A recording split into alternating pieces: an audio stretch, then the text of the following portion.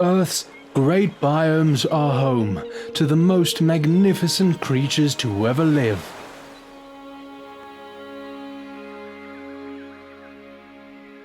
From large to small, all animals on Earth serve a vital purpose on the survival of the habitats they call home.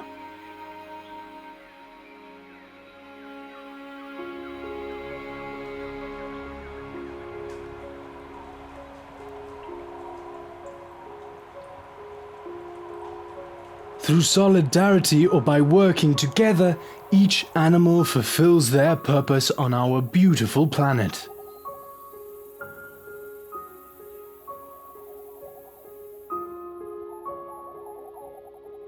And what a beautiful planet it is!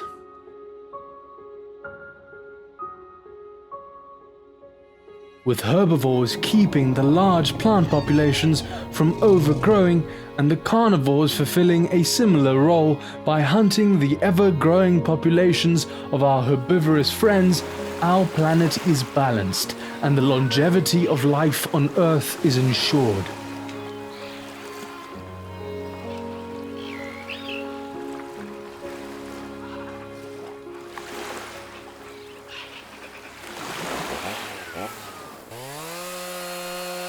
Due to human intervention, however, our precious creatures are slowly being pushed out of their homes and led towards extinction. What used to be a vast forest is now but a graveyard for these ancient trees.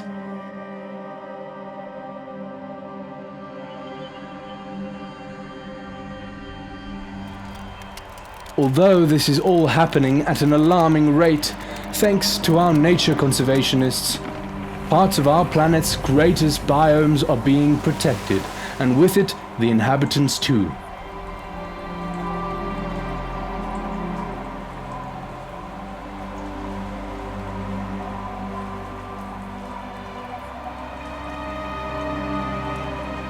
Just by leaving a like on this video and commenting to show your support, you too can help stop the damage done to our planet.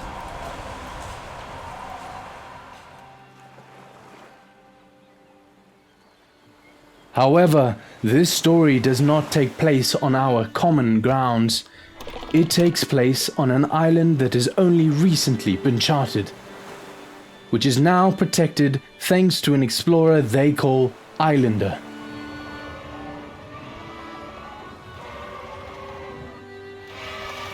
Islander discovered species who, up until a few months ago, we thought to be extinct for millions of years. If you have not yet seen the previous documentary on the island, I suggest watching that first.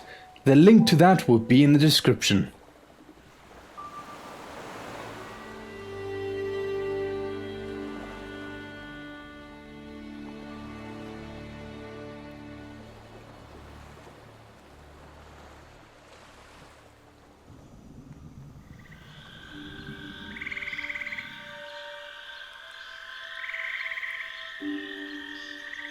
These species have been around for 66 million years, to be exact, dating back to the Mesozoic era.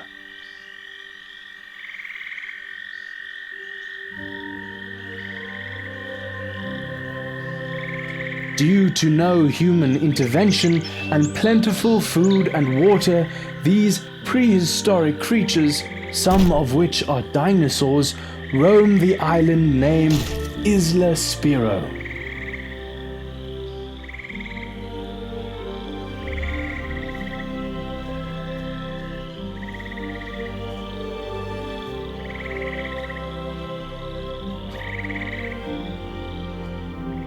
How they managed to survive what is believed to be Earth's harshest event is still a mystery to this day.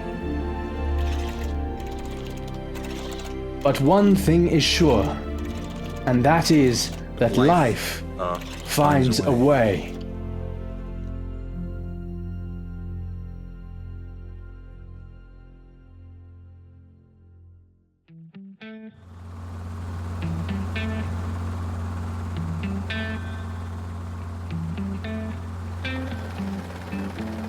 Thanks to special permits provided by an organization called Prehistoric Den, run by Islander himself, we have been given permission to travel to Isla Spiro and film these beautiful creatures in action.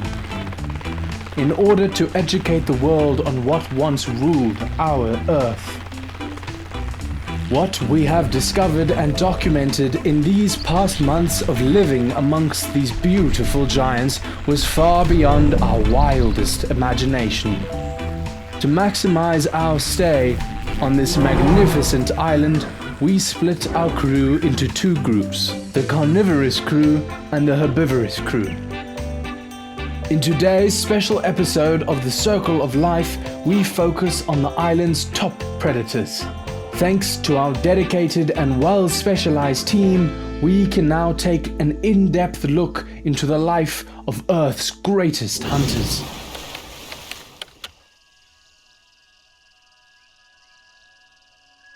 These dense jungles are not only home to these prehistoric creatures, but also to distant relatives of the dinosaurs, modern birds. Some of Earth's greatest flyers have made home on Isla Spiro, away from all human interaction, surviving on the island's bug life, fruits, or scavenging for the carrion of fallen giants. These birds have had no trouble adapting amongst their ancestors. But for there to be corpses for these birds to feed on, one naturally needs skilled hunters to take these beasts down.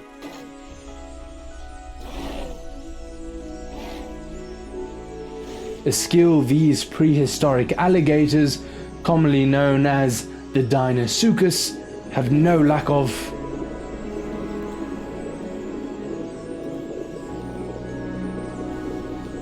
Ah, yes, Lucas. I thought I heard your voice. I am so ready for a dinosaur documentary right now. What did I miss? Did I miss anything? Am I late? Sorry, I was just packing my stuff up. Islander, what are you doing here? Well, I'm sorry. I'm just here to watch with everyone else. Sorry. And do you see everyone else talking over me? Well, no. You're right. My bad. You keep at it, narrator man. Now where was I? Ah, yes. For these giant reptiles, patience is the key to success. With very little adaptations to hunting on land, these apex predators prefer to hunt in the water of the island's rivers and lakes. Fresh water is an essential to all living things on the island, including the Dinosuchus' prey. Although the Dinosuchus is mostly found in fresh water, it has no trouble making home in the salty waters of the ocean, preying on smaller fish and unsuspecting pteranodons who make home on the shores and nearby islands.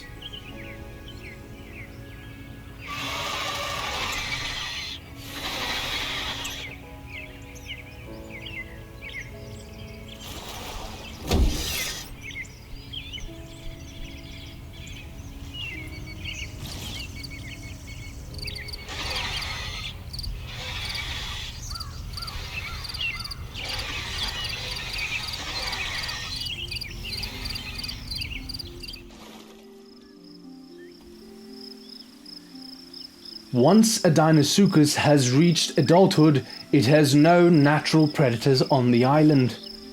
Getting to adulthood, however, is an extreme challenge in and of itself.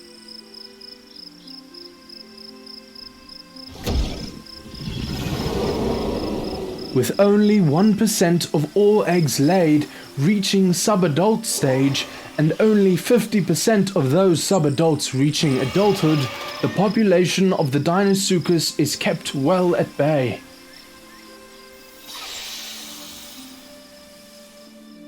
Once hatched, a baby Dinosuchus has many enemies who will attempt to turn it into a meal.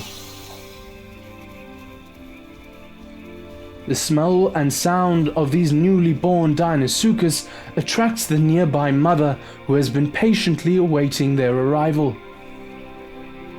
However, she is not the only one who has taken an interest in these hatchlings. A nearby subadult Carnotaurus has heard the cries of the new hatchlings, and he is hungry. If the young Carnotaurus is patient enough, he will be able to grab an unsuspecting Dinosuchus before its mother will be able to do anything about it.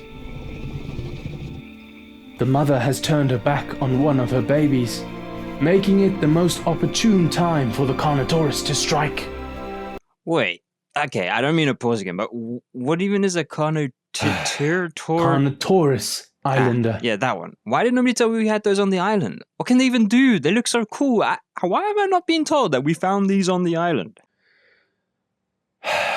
Very well. Rather than just explain, let me show you what makes these dinosaurs top predators on the island. The Carnotaurus is normally a pack hunter, using numbers and size as an advantage. But besides all that, the Carnotaurus is well known for its speed.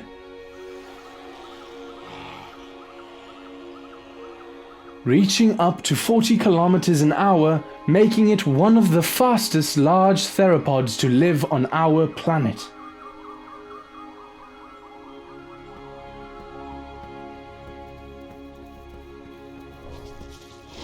An excellent, well-rounded hunter. Normally, the Carnotaurus prefers to prey on much smaller creatures, able to catch up with ease, but having small teeth and arms that are too small to grab anything, it has adapted another technique to stop its prey from escaping.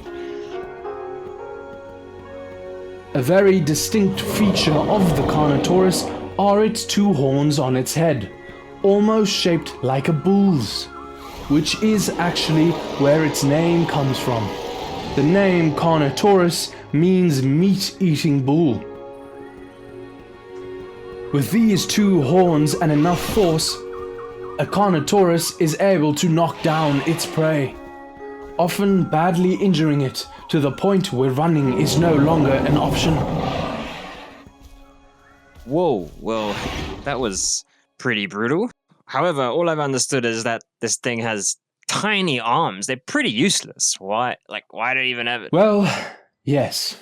As far as our scientists can understand, the arms are pretty useless. Kind of like you interrupting my story all the time. Right. You may continue. Sorry. So, now that we are all caught up on the Carnotaurus, let's resume with our little guy's hunt.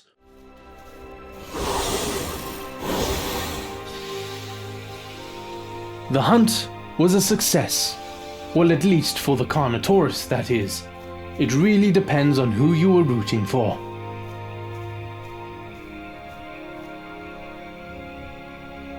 But such is the circle of life.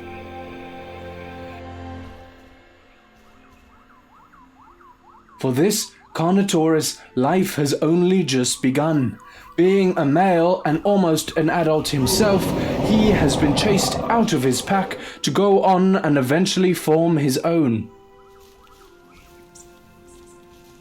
Forming one's own pack, however, is not as easy as it sounds, and it will take a lot of perseverance and skill, which this young male does not yet possess.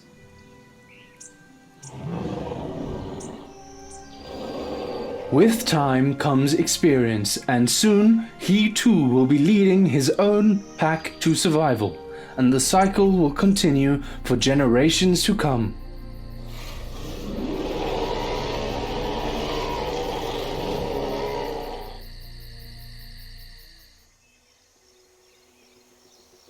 The Carnotaurus prefer grassland areas, allowing them to roam freely through the lands where they are able to reach their top speeds. The open grasslands allow them to truly hunt at their full potential. Carnotaurus are not the only hunters on the isle, and have been recorded on many occasions scavenging for meals. With their eyesight and hearing not being the best, they mainly rely on their amazing sense of smell. allowing them to smell and accurately pinpoint prey from many miles away. This young Carnotaurus, however, has picked up on quite a different smell, something it is more familiar with.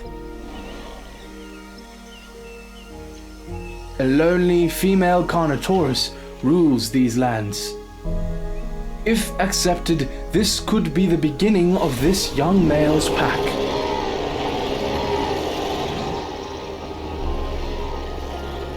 However, this female Carnotaurus is much older and larger than our male, and could easily injure him if she were to deny his courtship. But, eager to start his own pack, the young male slowly approaches her. Oh, phew. I go back in time. Sorry, I had to take a whiz. He didn't die, right? Did he get to go yet? Oh, no, Islander. You were, unfortunately, just in time. The female Carnotaurus appears to have just hunted and killed a Tenontosaurus, one of the island's many herbivores. Why is this so intense? I'm scared. Not quite the typical behavior of how courting goes, but the female has offered her meal to the young male, essentially accepting him as a pack member and future leader of their pack. Oh, phew. Well, that's good. Damn, I wish it was that easy to get a partner in real life. Maybe I should become a dinosaur. Nah. Anyway, so, is that it? Is that the end of the movie? Nope, not yet.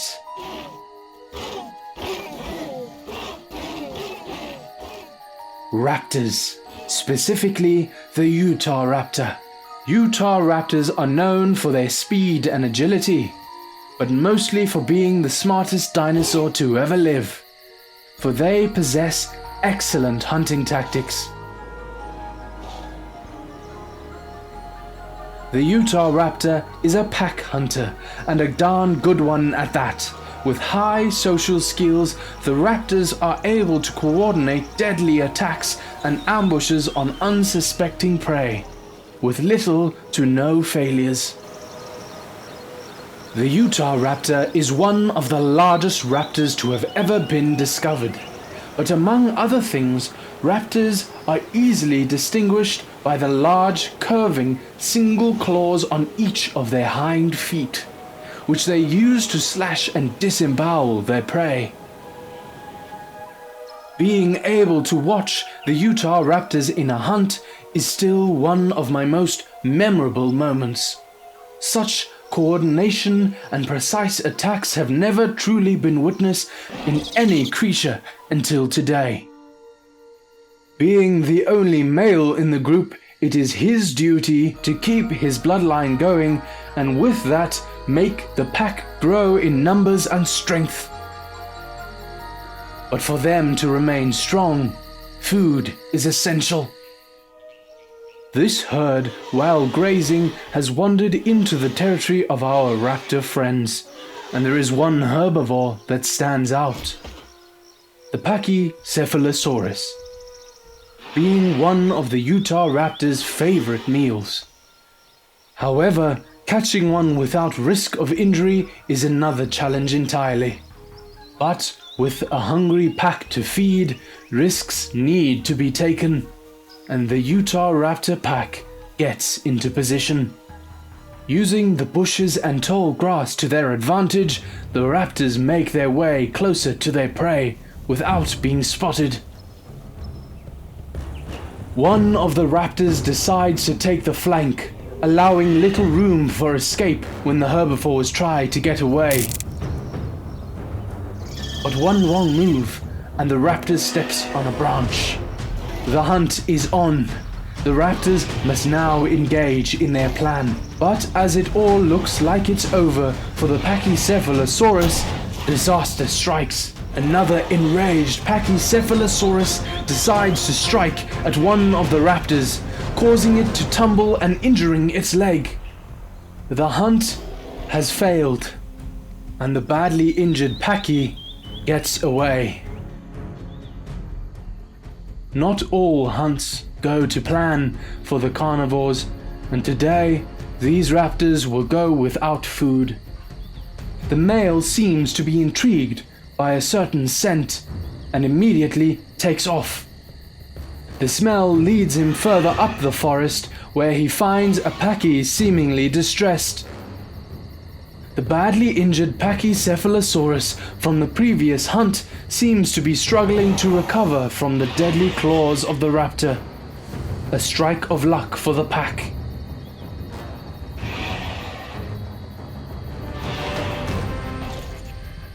Life on Isla Spiro is truly magnificent, and thanks to our great conservationists, we will be able to keep it untouched.